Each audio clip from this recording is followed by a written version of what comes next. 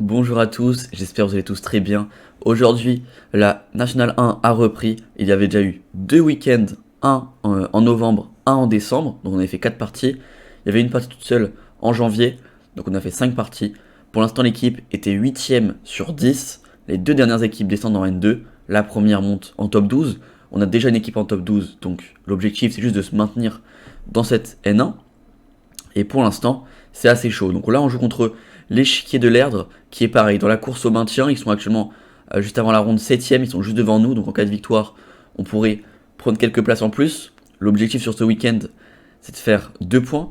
Moi de mon côté, je joue contre Hélène Ruhlmann 1850, puis contre Esté Aubert 2040. Donc pareil, objectif pour moi, faire 2 points sur 2. Et pour l'équipe, pareil, c'est deux équipes. Euh, ok, échiquier de l'Erdre, c'est un peu plus fort, mais Saint-Lô, c'était moins fort que nous. Du coup, l'objectif, c'est de faire 2 points sur 2 pour pouvoir quasiment assurer le maintien à la fin de ce week-end. Parce que dernier week-end, comme je vous l'ai dit dans les dernières vidéos, le 2 et 3 avril, on jouera contre Guingamp et Rennes, qui sont deux équipes très solides. Donc ça va être beaucoup plus compliqué de mettre des points. Mais juste avant que je commence l'analyse, n'hésitez pas à liker la vidéo, vous abonner si ce n'est pas encore fait, et mettre un petit commentaire en fin de vidéo. Allez, c'est parti. Du coup, d'ailleurs, s'il y en a d'entre vous qui viennent au championnat de France jeune, j'y serai. J'ai trouvé un logement, c'est bon. Voilà, plus qu'à réserver le train et s'inscrire. Mais ça, c'est pas le plus compliqué. Donc voilà, dans un mois pile poil, le championnat de France, on va essayer de se préparer à fond. Si vous le faites ou si vous accompagnez, n'hésitez pas à me le dire en commentaire. Il y aura sûrement beaucoup de monde là-bas, de toute façon, comme chaque année. Allez, c'est parti. Donc, je joue E4. Elle me répond C5. D'ailleurs, Hélène Ruhlmann, c'est une streameuse. Elle stream sur Twitch. Alors, YouTube, je crois qu'elle a un peu arrêté. Mais sur Twitch, échec et amateur. Je vous mettrai sa chaîne Twitch dans la description pour ceux qui veulent aller voir. Je crois qu'elle stream vraiment régulièrement. Du coup, elle me répond C5. J'avais pas de prépa vraiment. Enfin, je savais pas vraiment qui j'allais jouer. Parce que d'un côté, je voyais qu'elle était beaucoup au 6ème échiquier, Hélène Ruhlmann. Mais d'un autre côté, je me suis dit, c'est un week-end important pour eux. Ils jouent des concurrents directs. Donc ils vont peut-être ramener une équipe plus forte. Et donc Hélène va peut-être se déplacer au 7 ou au 8ème échiquier. Donc je me suis dit, c'est le week-end le plus important pour eux pour le maintien. Ils vont sûrement mettre une équipe plus forte que d'habitude. Donc je me suis plutôt regardé sur les joueurs un peu plus haut à 19-2000. Bon, finalement je tombe contre Hélène. Je joue donc cavalier F3. Et j'attends de voir ce qu'elle me répond. Et elle me joue la variante O'Kelly. Ok. Ok, on me l'a jamais joué, je crois, si je dis pas de bêtises, depuis que je commence les vidéos. Enfin, que je commence à analyser les parties sur ma chaîne YouTube. J'ai dû faire une centaine de. Ouais, pas une centaine, 100 parties, je pense. Je pense qu'on est vraiment autour de 100 parties, hein, à quelques-unes près. On m'a jamais joué à 6. La variante O'Kelly. Donc je me pose un peu. Je me dis, bon, on va pas se casser la tête. J'étais venu pour jouer une Kia. On va rester sur une Kia. Je joue donc D3. Avec pour objectif de jouer G3, fou G2, petit roc, cavalier D2, tour E1, cavalier F1, H4, cavalier H2. Vous connaissez le plan. Donc, elle me joue B5. Bon, je m'y attendais, c'est thématique, elle joue B5, ensuite elle va jouer A6, D5, fou B7, ou A E6, D6, E6, D5, ça va dépendre comment elle veut continuer. Je joue donc G3, je vais mettre le fou en fianchetto, elle met le si en fianchetto. Pour l'instant, rien d'anormal. Elle me joue donc E6, ok, ça c'est clairement logique. C'est soit pour jouer D5, soit pour jouer D6. D5 c'est plus courant, mais D6 ça existe aussi. Je joue donc petit roc, je continue mon plan. Et là elle me joue pas D5, du coup elle me joue D6. Alors D6 c'est beaucoup moins joué. Après c'est aussi parce que si elle joue D6, le truc, c'est de toute façon elle va pas jouer l'aile roi. Donc elle va pas jouer au centre comme elle a joué E6, D6. Si elle joue avec E5, ça c'est des positions que j'aime bien parce que je vais pouvoir prendre le cavalier ici et mettre un cavalier plus tard en D5 ou en F5. Ça c'est des positions hyper agréables. Donc ça veut dire qu'elle peut jouer que sur ces rangées ici. En fait, ça va être beaucoup plus simple pour moi de parer ses attaques et ensuite moi de contre-attaquer sur son aile roi.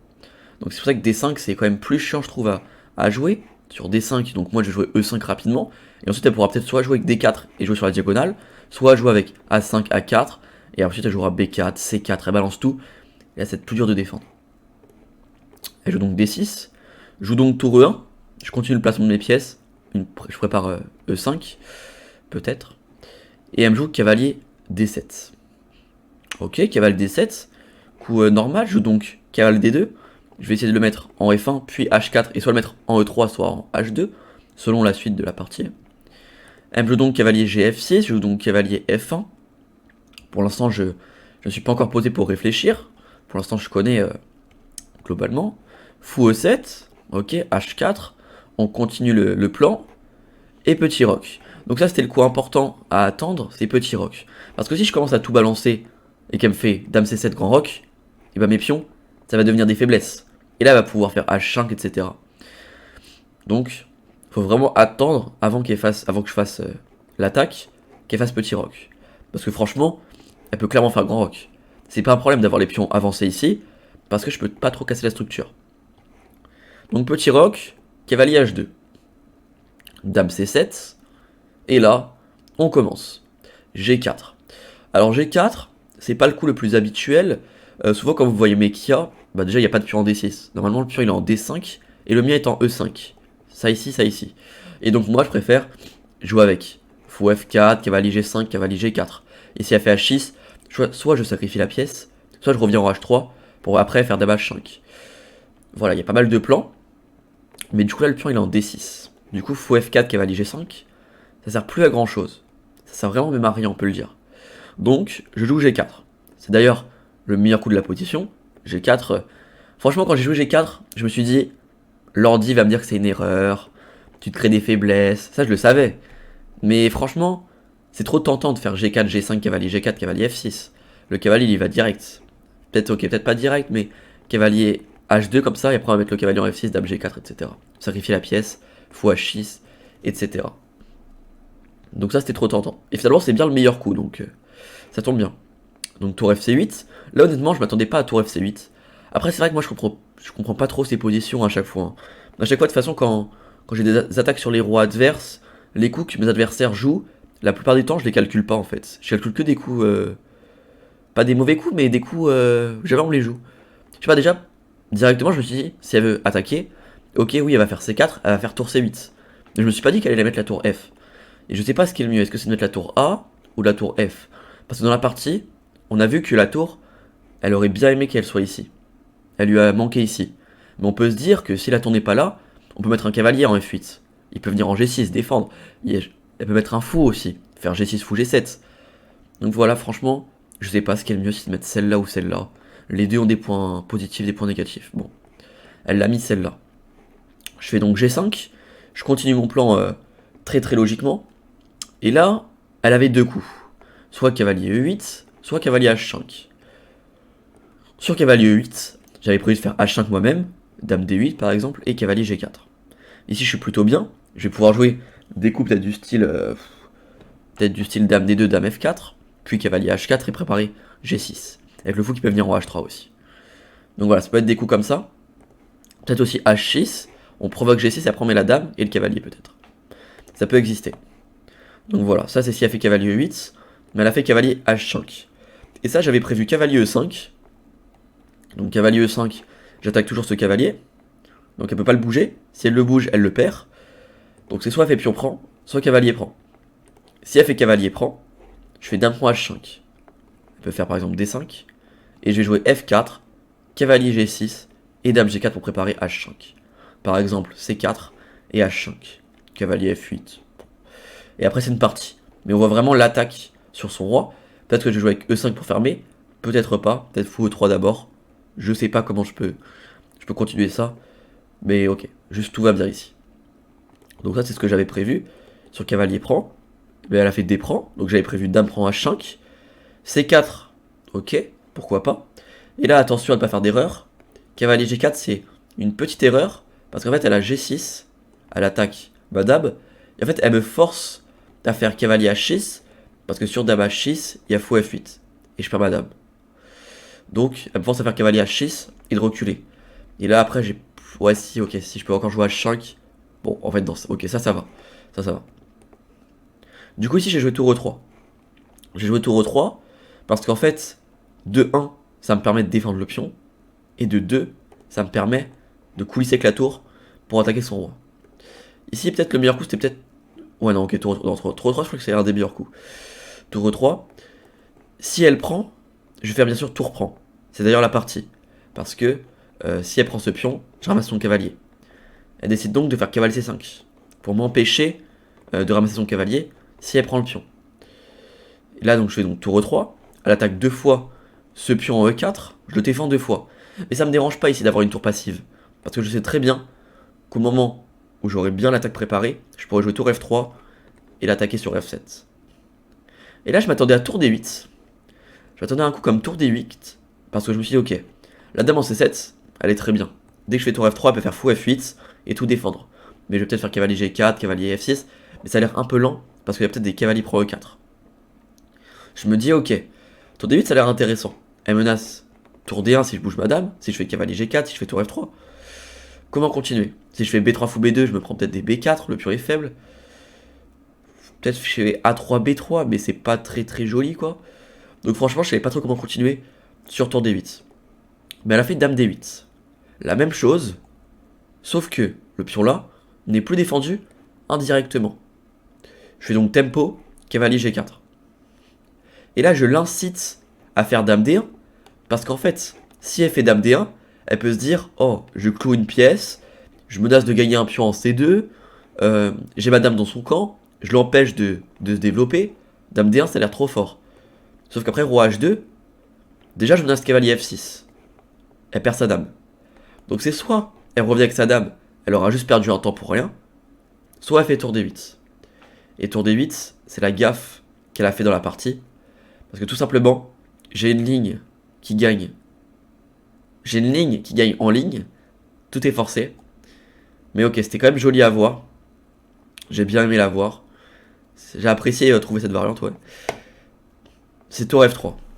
Alors c'est quoi l'idée de tour F3? Bah déjà premièrement, ok, tour F3 si elle veut défendre le pion F7. Imaginons donc, seul coup peut-être tour F8. Si elle fait tour F8, je vais juste à avoir faire cavalier F6. Bon, pion prend. Et G prend. Menace m'attend 2. Si elle prend, je fais tour G3 et je gagne la dame. Si elle fait roi H8, je fais prise. Et après derrière je vais faire fou H6 et je vais la mater. Donc tour F8 pas possible. Maintenant on peut se dire sur tour F3, elle peut ramasser ce pion. Il y a un pion qui est en l'air. Sur cavalier prend, bon ça sert à rien. Mais sur fou prend. On verra ça juste après. Et dernier coup, il y a G6. Défend la prise. Mais là on fait dame H6. Menace cavalier F6, prise, prise et batte. Elle fait donc dame D6 pour revenir défendre en F8. Et je fais H5. Sur fou F8, il y a bâton 2. Elle peut donc rien faire. Elle peut faire par exemple fou prend E4. Mais il y aura tour prend F7, je crois. Ouais. Roi prend et fou prend E4. Sacrifice de qualité. Et derrière, il y aura prise, prise et dame prend. Et ça va pas tarder à mater. Il y a trop de pièces sur son roi.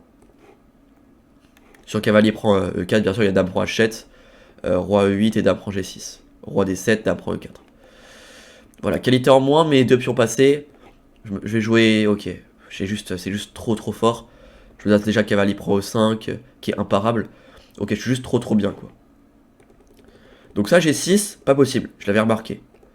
Et dernier coup, fou prend E4. C'est celui qu'elle a joué.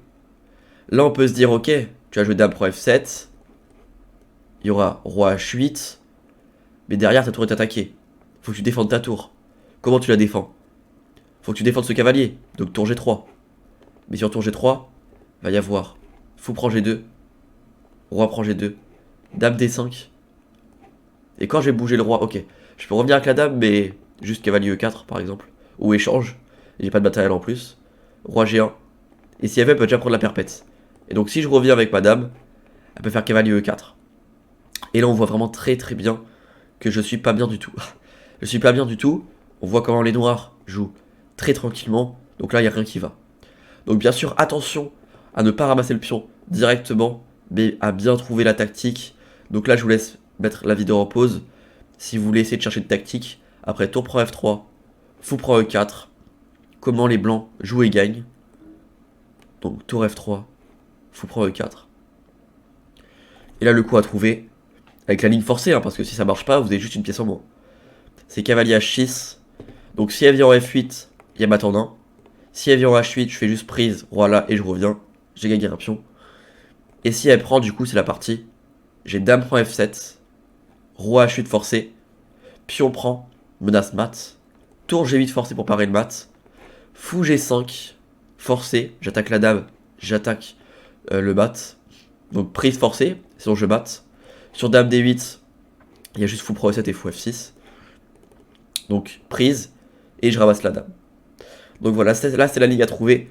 J'ai trouvé ça plutôt joli. Tour F3, tu donnes un pion. Cavalier H6, tu redonnes une pièce. Et après, dame prend, roi chute forcé, pion prend, menace mat. Tour G8 forcé, fou G5, menace mat, perd la dame. J'ai trouvé ça plutôt beau. Mais après, c'est pas passé comme prévu. Donc là, je suis très très bien. Il n'y a aucun problème. Même joue fou F4. Je fais tour prend F4. Je suis très très bien. Tour prend G2. Roi H3, pion prend. Je suis très très bien. Et là, je me pose. Parce que je sais très bien qu'il y a une tactique. Je vois très bien le setup avec les deux tours sur la même diagonale. Je vois les setups de maths. Je vois les échecs. Si je dévie le cavalier, il y aura du dame prend, elle perd le fou. Et si elle perd le fou, il y a les deux tours qui sont attaqués. Donc je vois pas mal de setups différentes tactiques. Et je calcule, et je calcule, et je calcule. Mais je vois rien. Il n'y a rien qui marche dans ce que je calcule. Donc je finis par jouer tour des 4. Mais ici en fait j'ai raté. Je vous laisse mettre la vidéo en pause encore une fois. Si vous voulez essayer de trouver le coup gagnant. Mais là j'ai raté dame F6. Bon, roi G8. Et là le coup à trouver, c'était pas dame F6 le plus dur. C'est tour D7. Menace dame F7 et dame prend H. Pardon. Dame prend H7 ça va être compliqué, il y a le fou. Mais si elle fait, je sais pas, un coup aléatoire, comme ça, il y aura tour G7. Sur roi bouge, il y a batte. Et si elle prend, il y a batte. Donc ici elle fait cavalier prend forcé. Et j'ai dame prend E6. Roi F8. Dame prend E4. Et là j'attaque les deux tours. J'ai le setup que je voulais. Tour G6, dame prend A8. Et là, c'est complètement gagnant. J'ai deux pions et une dame contre tour cavalier. C'est complètement fini. Donc ça c'est dommage, j'ai raté dame F6. J'ai donc joué tour D4 en me disant que je vais faire prise, prise et dame prend E6. Et elle me fait donc F3, menace, fou F4 mat. Donc pareil, elle me force à faire tour prend. Encore une fois j'avais dame F6, roi G8, tour prend E4, cavalier prend, dame prend E6, roi F8, dame prend E4, tour E8, dame prend F3. Et je gagne la tour. J'ai encore une fois raté ça, mais ici, elle était pas obligée de... Après tour prend, elle est pas obligée de faire le cavalier prend, elle a tour F8 qui sauve juste avant. Donc là je fais par exemple dame E7, cavalier prend, dame prend, tour F7, dame prend E4, tour G6. Et ça c'est quasiment la finale que j'ai eue après, mais on a un peu mieux, elle est un peu mieux celle-là. Du coup ouais, j'avais ça qui était un peu plus fort, mais j'ai fait tour D4, tour prend E4, bon cavalier prend et dame prend F3. Je simplifie un peu la position, elle fait donc tour prend F2, je fais dame prend E4. Et elle fait tour F8. Et là je me stoppe là, et je me dis, ça va pas être facile à gagner. Ça va pas être facile à gagner, parce que mon roi est enfermé, à tout moment elle peut mettre des perpètes. Donc ce qui est important à calculer, c'est de savoir si elle va faire un échec, est-ce que je pourrais tout échanger? Est-ce que la finale de pion est gagnante? Donc bien sûr, pion éloigné, je savais que c'était gagnant la finale. Donc je me dis, ok, déjà, elle peut pas échanger les tours avec la dame. Donc ça veut dire qu'elle va devoir rester passive très très longtemps. Donc ici j'ai préféré jouer dame E5. J'ai préféré jouer dame E5 que ramasser le pion. Parce que je me suis dit, elle va devoir faire tour F6. Et derrière en fait, si elle bouge la tour, elle perd la tour. Si elle bouge celle-là, elle perd le roi. Et son roi peut pas trop bouger. Donc, je me suis dit, c'est plutôt pas mal dame E5. Elle peut plus bouger de pièces. Mais ici, il y avait clairement un coup qui était mieux. En fait, c'est dame prend E6 directement. En fait, je me suis dit, dame prend E6, elle va juste faire tour F6 et défendre. Mais en fait, je crois que j'ai oublié ce que je viens de dire juste avant. Si elle fait tour F6 pour défendre, bah du coup j'ai dame E5. Et j'ai la même position avec un pion en plus. Donc en fait, j'ai juste oublié ça. Parce que de toute façon, elle n'a pas trop le choix. Si elle fait tour F3, je fais roi G4, tour F4, roi G5. Elle peut pas me suivre, sinon j'échange. Et ça, c'est gagnant. Donc, tour 4 F7 par exemple. Et là, je suis vraiment très très bien. Donc voilà, j'ai raté cette idée-là. Je fais donc dame E5, tour EF6. Là, je me dis, ok, comment je vais gagner la partie? Donc j'ai commencé à calculer roi G4, roi G5, pour venir sacrifier ici. Mais sur roi G4, le problème, c'est qu'il y a tout simplement roi G8. Et quand je vais vouloir faire roi G3, je vais prendre tour G6 échec, roi H5 et tour F5. Donc je peux pas rapprocher mon roi. Je fais donc H5 d'abord, pour empêcher tour G6. Et comme ça, je vais menacer roi là, roi là. Mais là, bien joué. Elle joue donc roi G8, elle se décloue. Je me dis, ok, ma dame, elle est idéalement placée. Mon roi ne peut pas bouger. Bien sûr, elle ne peut pas ramasser le pion. Sinon, je gagne la tour. Donc je me dis, les seuls pions qui peuvent bouger, c'est ceux-là. Donc là, j'envoie directement A4. J'envoie A4. D'ailleurs, je me dis quelque chose aussi. Je me dis, on est au 35e coup. Il y a l'incrément de 30 minutes au 40e coup. Là, actuellement, elle a plus que 30 secondes à la pendule. Moi, j'ai plus. Hein. Moi, j'ai 20-25 minutes. Mais elle a 30 secondes. Ça veut dire, si j'arrive à la faire craquer maintenant, ça va gagner. Si, dans les 5 prochains coups, j'arrive pas à faire la différence, elle va récupérer une demi-heure à la pendule. Et ça va être plus dur de trouver quelque chose, quoi. Donc, je balance directement A4. C'est pas grave. Si elle prend, on s'en fiche. On fait tac, tac, tac. On pousse tout. Donc là, elle me fait tour F3 échec. Je fais roi G4. Et là, je vois qu'elle commence un peu à calculer. Et je me dis, ouf, si elle calcule, c'est bon signe. C'est bon signe parce que si elle fait tour F4, ça c'est gagnant pour moi. Et si elle revient, en fait, elle a juste perdu un temps. Elle a juste perdu un temps, si elle revient ici. Je vais pouvoir jouer par exemple, peut-être Dame D4. Dame D4, je l'empêche de faire des échecs. Si on tour pour H6, bien sûr, on s'en fiche complètement. On fait roi G5. La tour n'a plus de cases. Si elle revient, je gagne la finale. Donc pas possible. Et ici sur Dame D4, en fait, elle ne peut pas trop bouger. Elle n'a pas d'échec, etc. Donc là, j'avais prévu ça, mais elle fait tour échec. Et là, je me dis, yes, c'est bon. Il restait 4 coups avant le rajout. Parfait. Donc Dame prend, tour prend, roi prend. Bon, si elle prend le pion directement, ça changera pas grand chose. J'ai aussi joué roi F5, roi F7 et C4. Et ça, roi D6, pardon. Roi D6. Roi F6 et C4. Parce que quand elle va faire ça, je vais faire ça. Ça, ça, ça, ça, ça. Promotion, promotion. Et en fin de variante, j'aurai des idées avec... Ça marche ou pas? J'ai un doute. E5, c'est... Je crois qu'à la fin de la variante, j'ai... Je peux échanger les dames normalement. Bon, c'est ok, je me suis trompé. En fait, non, faut pas que je cours derrière le pion. Ok, là, faut que je fasse 3D5, ouais. Faut que je fasse 3D5, parce qu'en fait, je défends la poussée du pion. Si elle fait roi F5, je vais faire pion pouce, pion pouce, pion pouce, pion pouce, pion pouce, pion pouce. Promotion sur échec, roi bouge et dame là. Et je défends le pion. Si elle bouge, je ramasse. Et si elle fait un coup d'attente, bah juste je pousse mon pion. Donc ça c'était gagnant. Donc pion prend, ça sert à rien. Donc elle fait directement roi F7. Je fais donc prise, prise, roi E5. Et elle fait roi E7. Je fais donc C3. Et là on récupère une demi-heure tous les deux. Donc moi j'ai 40 minutes à la pendule. Elle a 30 minutes. Ici c'est trop important. Faut surtout pas faire B3. Alors peut-être que ça gagne quand même, mais c'est beaucoup plus chaud. Parce qu'elle va faire B4. Et là derrière je peux plus pousser mon pion. Donc faut que je fasse ça, ça et ça. Pas sûr que ça gagne quand même. Peut-être. Ouais, je sais pas. Du coup C3. Roi D7. B3. Roi E7. C4. Prise. Prise. Roi D7. Et là, attention à ne pas faire l'erreur. Est-ce que vous jouez plutôt Roi F6 ou C5? Je vous laisse mettre la vidéo en pause.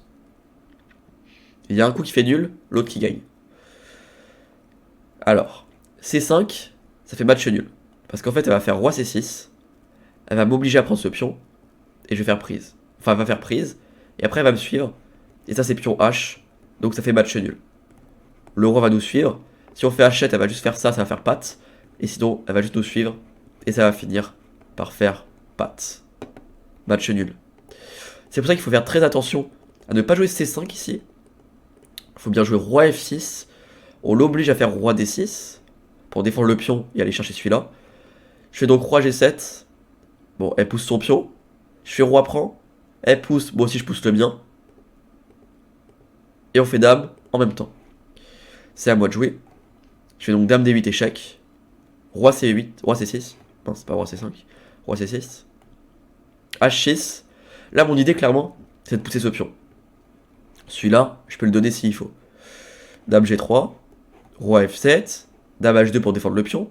Dame F6 échec. Roi C5. Roi G7. Dame G3.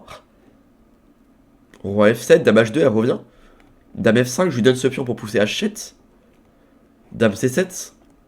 D'ailleurs, dans cette finale, j'aurais pu être plus précis, mais dans tous les cas, j'étais gagnant. Là, tous les coups que j'ai faits, c'était quand même gagnant. C'est juste j'aurais pu être un peu plus précis, mais ça change pas grand-chose. Roi G8, Dame D8, Roi G7, Dame D4, Roi G6, Dame G1, Roi F6, Dame D4, Roi G5, Dame G7 échec, Roi H5, il n'y a plus d'échec. Elle fait donc Roi B3 pour s'enfuir. Ici, en fait, pour éviter les échecs qui peuvent être chiants, imaginons je fais échec, elle revient, et je fais échec, il y aura échec, et j'échange les dames. Et ça, c'est match nul. Donc elle, son objectif, c'est d'éviter que je puisse échanger les dames, en partant le plus loin possible avec son roi. Donc je fais Dame F3, Roi B2, Dame F2, Roi B3, Dame B6, là j'essaie de tourner un peu dans tous les sens, parce que je sais pas trop comment gagner. Mais ok, c'est juste très très simple de gagner, c'est juste que j'avais pas la méthode avant. Roi C4, et là c'est bon. Dame E6, échec. Si elle vient ici, j'ai Dame E8, Roi bouge, promotion. Si elle vient ici, Dame C8, Roi bouge, promotion. Si elle vient ici, j'ai Dame B5, j'échange, promotion. Pareil pour si elle vient ici. Si elle vient en C3, Dame là, Roi bouge, promotion. Et si elle vient en D3, Dame G6, échec, échange des dames et promotion. Elle fait donc Roi B4 et je fais Dame G4, échec. Elle abandonne ici parce qu'en fait, prochain coup, elle va devoir faire prise, prise. Et je vais faire promotion et la partie est terminée. Donc c'est une belle partie. On va faire le bilan de partie pour voir comment ça s'est passé, d'après l'ordi. Mais moi je pense que j'ai fait plutôt une belle partie. Ça va, c'est plutôt bien passé. Ok. 83. Elle 79,5. J'ai fait 3 erreurs, 3 coups manqués. Elle a fait 3 erreurs, 1 gaffe. J'ai fait 2 coups brillants. Ah, 2 coups brillants. Peut-être les sacrifices.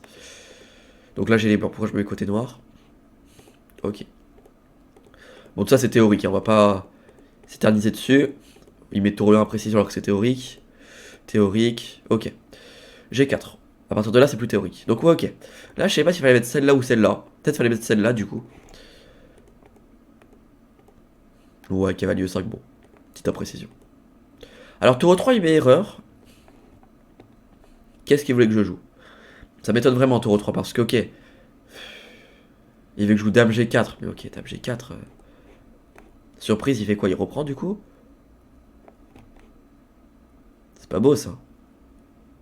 Dame C2. Bon, ouais, je suis pas hyper convaincu. Hein. H5.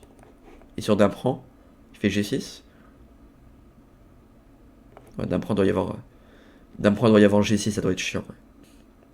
Ah, même tour d'erreur. Oui, tour d'erreur, oui, j'ai oublié, ok. Il perd la pièce. Ouais, ok, mais juste ici, il peut faire cavalier C5. Il attaquera après. Bon, je suis pas hyper convaincu de Dame G4. J'aime bien mon tour 3, franchement. Prise, tour prend. Cavalier là, tour 3. Dame D8, ouais, donc là on l'a dit, il fallait jouer plutôt tour D8 peut-être. Cavalier G4. Dame D1, elle perd juste un temps. Parce que ça doit revenir. Ça doit se prendre cavalier F6. Et là, elle fait l'erreur tour D8. Et je peux donc faire tour F3. Menace, cavalier H6. Et là, fou prend E4. Cavalier H6. Coup brillant. Dame prend F7. Roi H8. Pion prend.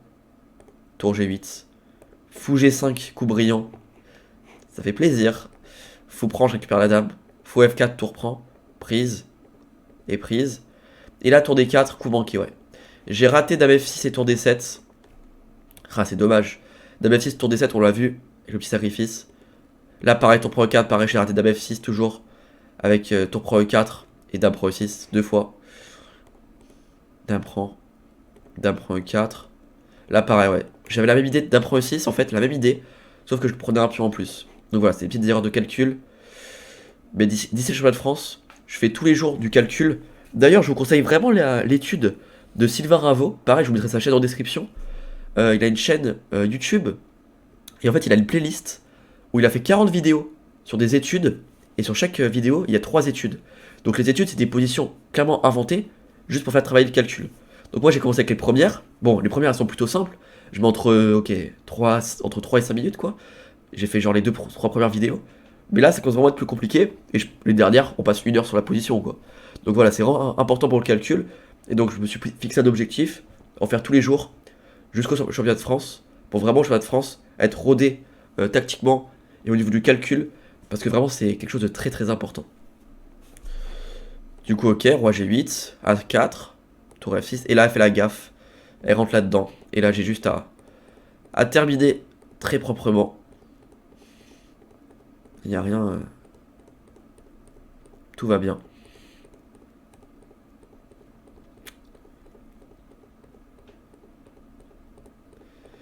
Juste on tourne un peu et ça finit par gagner. Bon, il n'y a pas mon dame F3, ça change pas grand chose. Peut-être que je pouvais gagner directement, j'ai raté quoi? Il me dit dame B1, roi C4, dame C2. Attends, il me dit quoi là-dessus?